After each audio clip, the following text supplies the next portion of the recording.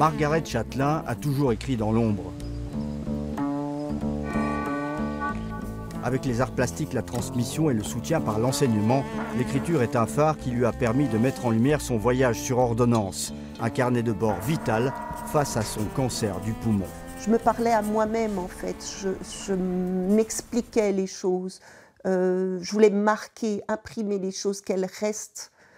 En fait, c'était en priorité pour moi.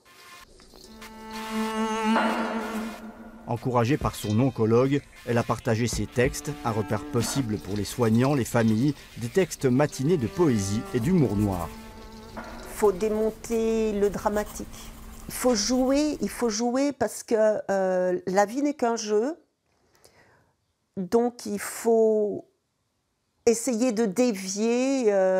C'est comme un jeu électronique, hein, les petits monstres qui nous courent après pour nous bouffer. Donc il faut sauter, il faut rire, faut être là, puis il faut ruer dedans pour déjouer ce mauvais sort. Voyage sur ordonnance est publié par les éditions Cêtre, une maison fondée par 2 libraires au milieu des années 70. On reste fidèle à ce qu'on fait depuis le début, c'est-à-dire des ouvrages sur la Franche-Comté, avec principalement des auteurs comtois. Et ce sont souvent des récits historiques comme Gestapiste et Agent trouble de Jean-Claude Bonneau. Pourtant, les éditions publient en 2018 2 récits plus personnels. Outre celui de Margaret Chatelain, on trouve La fiancée volée de Jean Tournier, universitaire renommé pour ses travaux sur la lexicologie anglaise et française. Il est parti 2 ans en Algérie, dans une unité non combattante, et qui s'est beaucoup ennuyé, et qui a écrit une quantité de lettres à sa famille pour ne pas, perdre trop pied, pour ne pas perdre la tête aussi.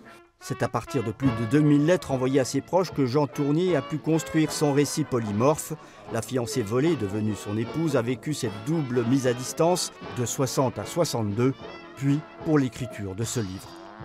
Dans les couples, on nous disait ne demandez pas à l'autre de vous rendre heureux, rendez-le heureux. Moi, je suis derrière les grilles, puis elle est de l'autre côté, du côté de la vie normale, la vie réelle.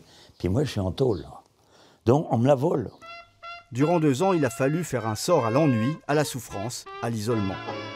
Il fallait justement trouver le moyen de se bagarrer contre la déprime qui approchait tout le temps, qui commençait à vous ronger.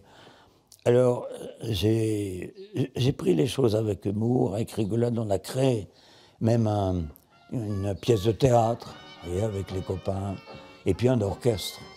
Alors là, ça c'était notre détente tous les week-ends. Jean Tournier et Margaret Chatelain ont choisi l'écriture et l'humour souvent noir pour raconter et vivre au mieux 2 parenthèses douloureuses.